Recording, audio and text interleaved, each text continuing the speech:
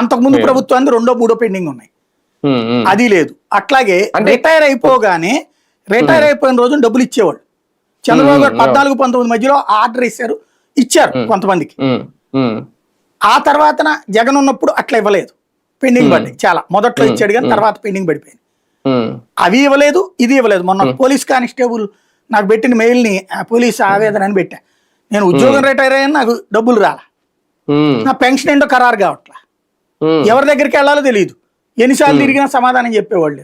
పైన వాళ్ళు అంటారు, ఎవడా పైన ఉద్యోగి పదవిలో ఉన్నంత వరకు వాడుకుంటున్నారు.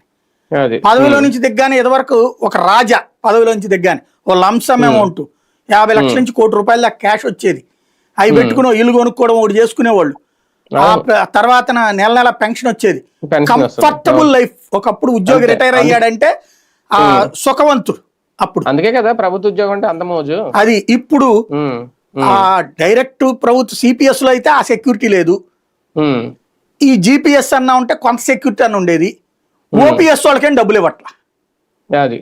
వాళ్ళ సమస్య వాళ్ళే పరిష్కరించుకోని వాళ్ళు పాపం. ఎన్జిఓలు ఆ రోజుకోసారి స్టేట్మెంట్ ఇస్తుంటారు, వారానికి నెలకో ఏదో ఊరెళ్ళి పాపం మా నాయకులు మాట్లాడతారు. లోకల్ వాడు కూడా పట్టించుకోవడం. అసలు ఎదవరకు అయితే 25 మైకులు ఉండేవి, స్టేట్మెంట్ అంతా అందరూ కవర్ చేసేవాళ్ళు. ఇప్పుడు వెళ్ళడం కూడా మానేశారు, కవర్ చేయడం అసలు మానేశారు. పరిస్థితి కూడా అయోమయం. అదే చెప్పేది, రిటైర్ అయిన వాళ్ళకి ఇవ్వాల, అవుతున్న వాళ్ళకి ఇవ్వట్లేదు, ఏం బెనిఫిట్స్ రావట్లేదు. ప్లస్ ఇటు ఉన్నోళ్ళకి సమస్య.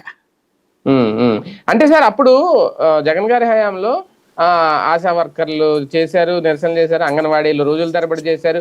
అప్పుడు మంత్రులుగా ఉన్న బొత్స సత్యనారాయణ ఇలాంటి వాళ్ళతో మీటింగులు జరిగేవి. ఇప్పుడు కనీసం వీళ్ళకి ఆ స్థాయిలో కూడా చర్చలు జరగట్లేదు అని అంటే వీళ్ళకి కంప్లీట్ గా ఇంకా ఆ ఉద్దేశం లేదా ప్రభుత్వానికి? విచిత్రం ఏంటంటే జగన్ చేసిన ఒక తప్పు ఇప్పుడు